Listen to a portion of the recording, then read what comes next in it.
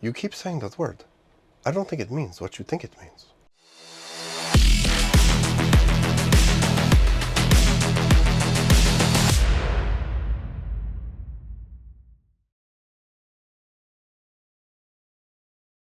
Some viewers may find the following video disturbing. Viewer discretion is advised. Hey guys, Tyler, Tytalk. My worldview is based on Nietzsche's master versus slave morality. So in making these videos, I observe how people are making the world worse, and I see if that fits into my worldview. If I like a topic, I will move forward with the research and then use what I find to prove my point. Researching for this video has been pretty terrible. I grew up with the internet, so I've seen some horrific things like beheadings, shootings, stabbings, and so on. But I haven't seen much of that recently, and it felt like the internet had been fairly cleaned up until I started researching for this video. So, with that said, I will show this warning again. Some viewers may find the following video disturbing. Viewer discretion is advised. I will also warn you myself that I will be showing videos that are quite disturbing, but they will, unfortunately, prove my point. Like usual, we need to start off with definitions. What does empathy mean? What does it mean to be empathetic? Empathy is the action of understanding, being aware of, being sensitive to, and vicariously experiencing the feelings, thoughts, and experiences of another. And to be empathetic is to be someone who can share another person's feelings.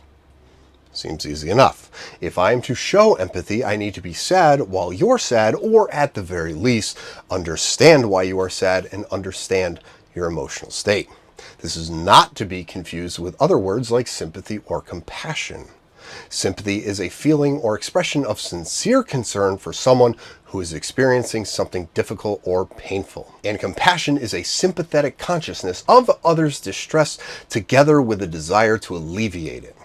So sympathy would be that you are concerned and care about other people that are currently going through something difficult, while compassion is expressing your sympathy while wanting or trying to stop the problems another person is suffering through. Slave morality loves to use certain weapons, which I discussed in this video. Empathy has been being pushed to the forefront after, of course, it has already been redefined.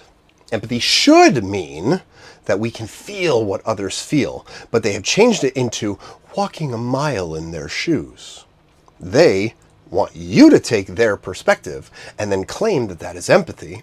It's not. They will say we need more empathy when it comes to the drug epidemic, which should mean we need to understand how addicts feel and feel it as well. What they're really saying is, how would you like it if you were a drug addict? They're trying to intentionally put you into that person's shoes so you can not feel empathy but feel justification to do what they're doing. They'll say that we need more empathy when sentencing criminals. Again, they're really asking, how would you like it if you were being thrown in jail for murder? All the while they forget, I wouldn't be doing these things in the first place. I'm not a drug addict. I'm not a murderer. Well, yeah, but if you were, how would you feel? I would feel terrible. I would feel ashamed and embarrassed that I cost someone their life, and I would want to be thrown in jail forever. But that's not what they want. They want actions without consequences. And the reality is they want you to have empathy for the criminal, but none for the victim. If you had to show support for a murder victim or murderer, who are you siding with? Which choice leads to better outcomes? Guess which one slave morality supports. But you want me to understand their emotions. Fine. We have a drug addict on the street. Chances are they are likely miserable and are using drugs to make themselves feel better. Addiction is closely tied to the dopamine system in our brains. Drugs like heroin trigger a massive dopamine rush that we interpret as a reward. Once that drug wears off, your emotional well-being drops well below your normal state, making you feel worse, sad, depressed, and now you're craving to feel good again. Well, I know this, but how does that help anyone? Maybe you didn't know this and now you do. You can now understand the drive of addiction is to feel better because you feel like shit. Now that we know that, how many people were taken off the streets? How many people were admitted into rehab and are now having their lives improve? None. Was anything made better because I can feel other people's emotions? No. I want to get people off drugs because it will make them better. I don't need to feel what they feel in order for that to happen. If I see a building on fire and a little 5-year-old girl screaming in the window, which do you think is more important? Me understanding that she's scared, or me running into that building to save her because she is about to die? I see a drug addict on the street. Bro, I'm taking you, and we're going to get you better, regardless of whether or not I know and understand how you fucking feel. Empathy is not needed for action, but like usual with slave morality, they want you to care about the wrong things. They want you to care about the feelings of others. They think that the thoughts in their heads are what really matters instead of actions. Let's take a look at what Judge Denny Chin had to say about how he wants more empathy and emotion in the courtroom. When Supreme Court Justice David Souter announced his retirement in 2009, President Barack Obama observed that empathy, which he defined as the quality of understanding and identifying with people's hopes and struggles, was an essential ingredient for a judge. The reaction from some was swift and caustic. Empathy, some said, was a code word for activism, for activist judges. Because it is, which you basically admit. Is empathy an important trait for a judge? Is there a role for empathy in the law? What about the related concept of emotion? Is it correct that a good judge should feel no emotions and that the ideal judge is divested of all fear, anger, hatred, love, and compassion? Yes. Yes, it is. Empathy, of course, should play no role in a judge's determination of what the law is. Judges determine the law based on statutes, case law, and legal principles, guided by the rule of stare decisis. Exactly. It should play no role in a judge's determination. We do not determine the law or decide cases based on feelings or emotions, or whether we empathize with one side or the other. We instruct our juries that they are not to be swayed by sympathy, and we tell them that once you let fear or prejudice or bias or sympathy interfere with your thinking, there is a risk that you will not arrive at a true and just verdict. These concepts apply to judges as well. Perfect. That's all I needed to hear. Nonetheless, there is a place within the law for empathy and emotion.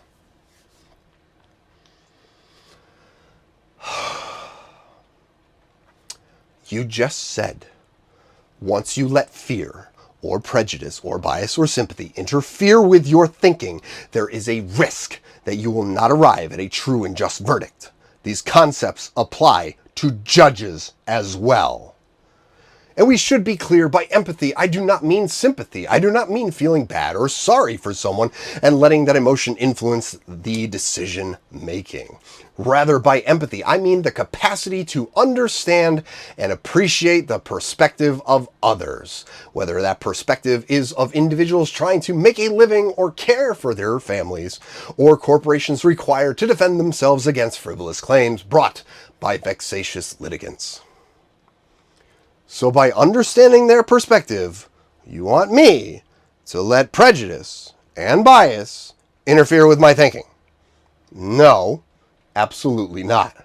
First, you didn't even use the word right. It has nothing to do with perspective, but how someone is feeling. Perspective is a person's viewpoint and worldview. Unless, of course, you're talking about cognitive empathy, which means that you can understand another person's perspective without feeling their emotions. The rules dictate that you must be precise, as the law is a very precise endeavor. But once again, I ask, how does this make anything better? You want to consider their perspective, their worldview, their mental view, and you think that matters. Objection, Your Honor. Relevance. My perspective is fuck the law, and I should be able to drink and drive whenever I damn well feel like it. No punishment for me, right? Or is it just going to be an easier one because now you understand my perspective? It is now time for the horrible part of this video. Again, viewer discretion is advised. I watched an unhealthy amount of these videos, and I will only be including a few. These are simply some of the most recent ones to hit the headlines, and I will try not to yell too much. I apologize in advance. Here we have DeCarlos Brown, 14 prior arrests, 15 after the stabbing and murder of Irina Zarutska.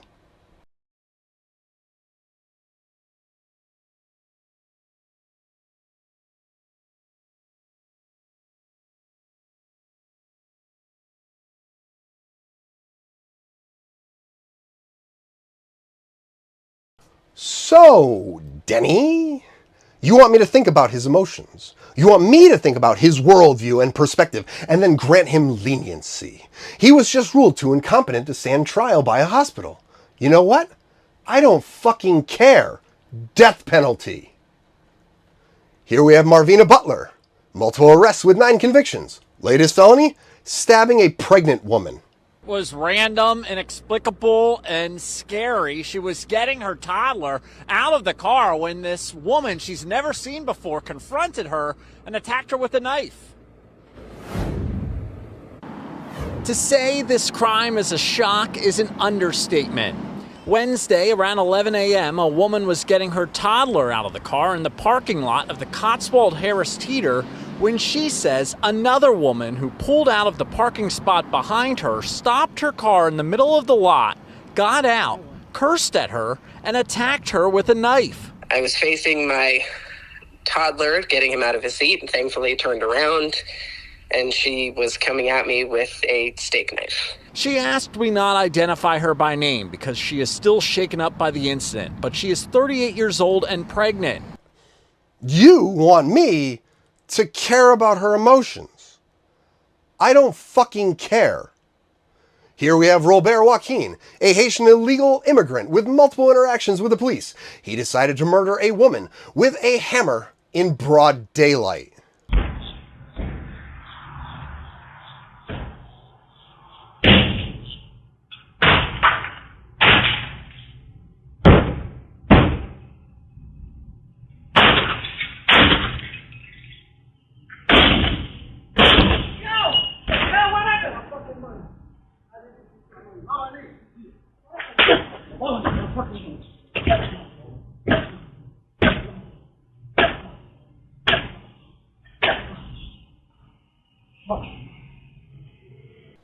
You want me to care about his harsh upbringing in Haiti? I don't fucking care. Here we have Noemi Guzman, arrested in 2024 for attacking her father with a knife and setting his house on fire. The courts decided that, even though she is a danger to herself and others, that she should be not responsible by reason of insanity. Instead of convicting her and eradicating this rodent from the planet, the courts decided to let her go until she was killed on April 14th while she was in the process of trying to kidnap and cut a 3-year-old little boy to pieces. You want me to care about her mental state? I don't fucking care.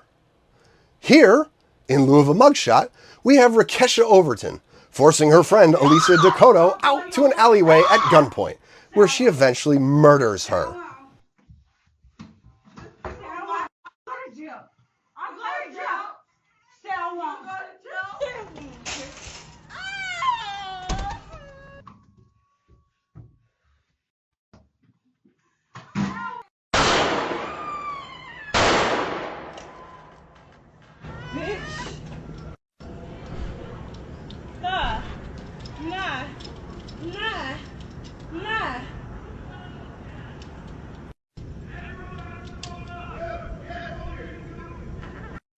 Bitch, you dead!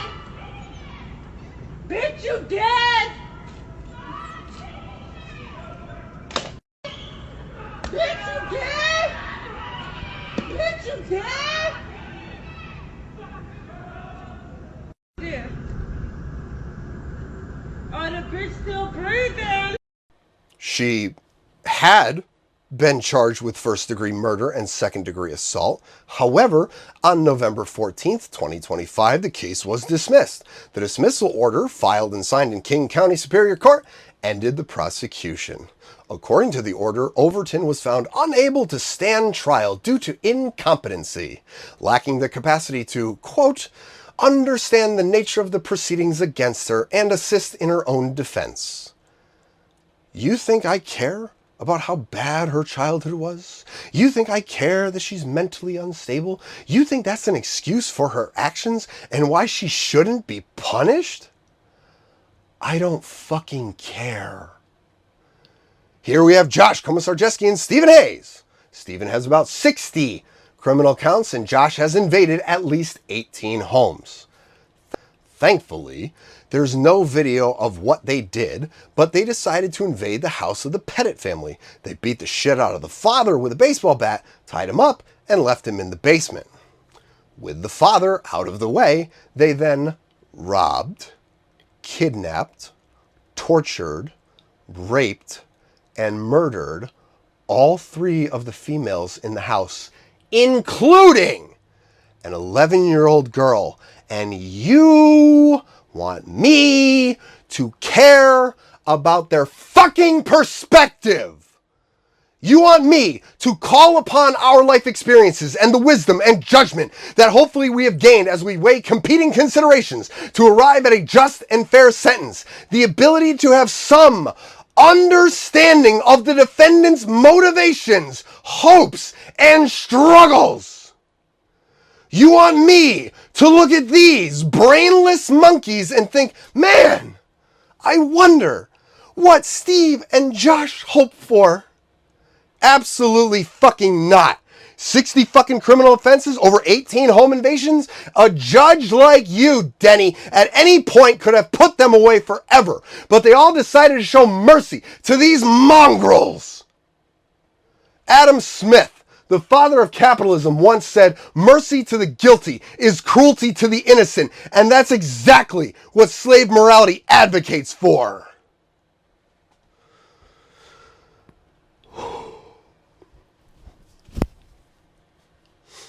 Let's take a moment to hear from the criminals themselves. She wrote, when I become famous, I will tell everyone that I knew a hero named Marlon Peterson. Heroes rarely look like me. In fact, I'm what garbage looks like. Oh, that's interesting. Why would you call yourself garbage? 12 days before my 20th birthday, I was arrested for my role in a violent robbery attempt in Lower Manhattan while people were sitting in a coffee shop. 4 people were shot. 2 were killed. 5 of us were arrested. We were all the products of Trinidad and Tobago.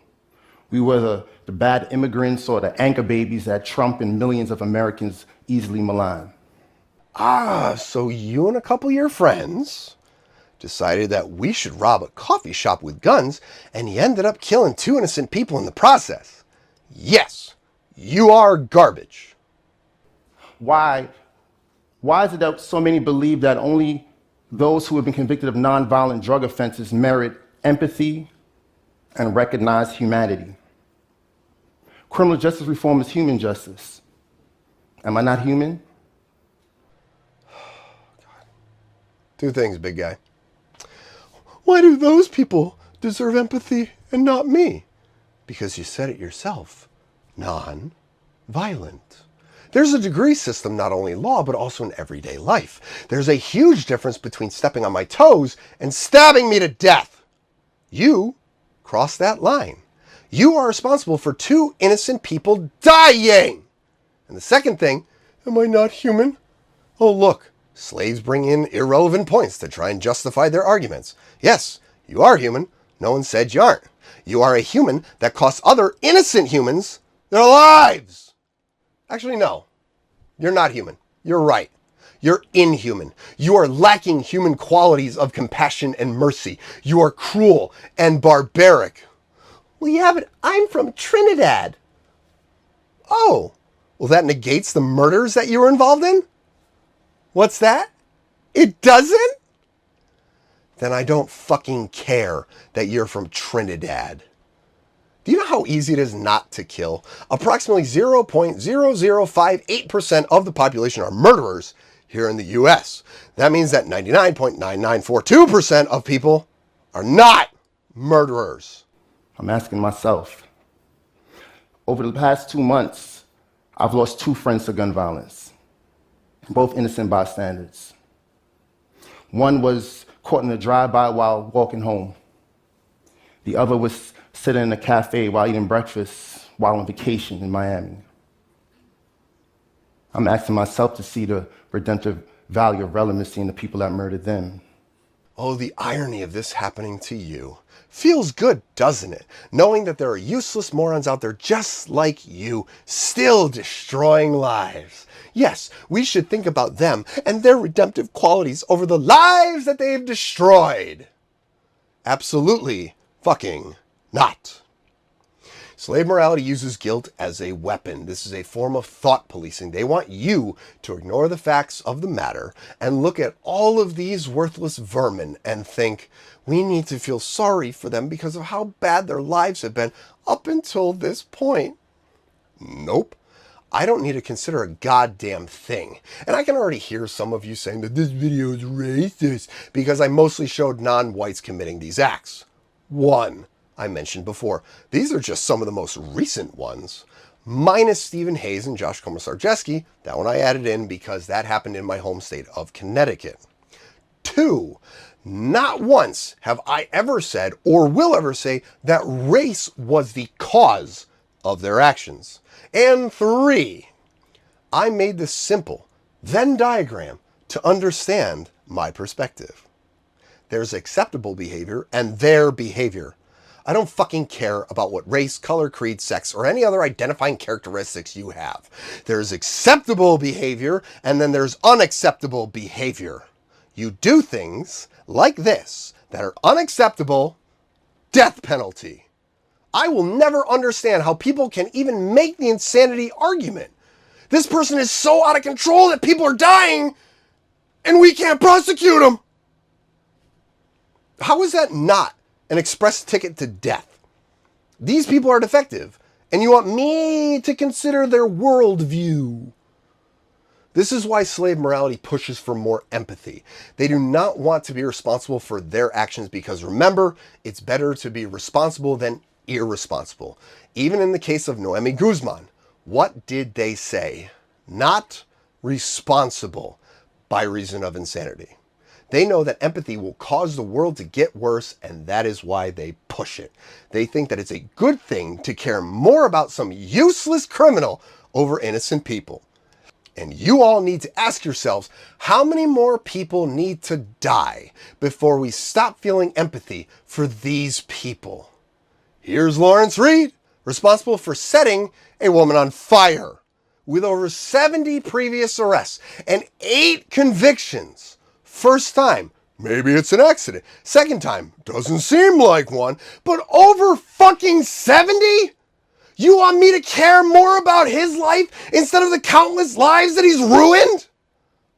I don't fucking care. Hey there guys, thank you so much for watching that video. I hope you enjoyed it. If you haven't already, be sure to like, share, and subscribe. And I will see you all in the next one. Thank you again so much for watching.